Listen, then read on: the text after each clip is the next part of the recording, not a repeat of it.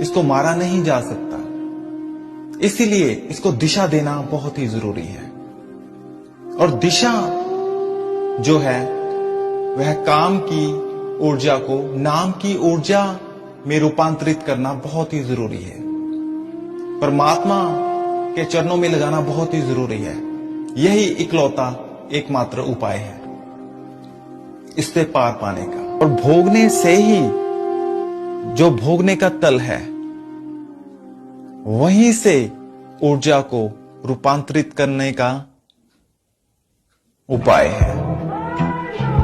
अगर आप इसमें सफल हो जाते हो उसी अंतिम समय के कुछ क्षणों में, तो भाई आप उसका पार पा सकते, वरना ये आपको सारा जीवन गिराता रहेगा और आप गिरते रहोगे।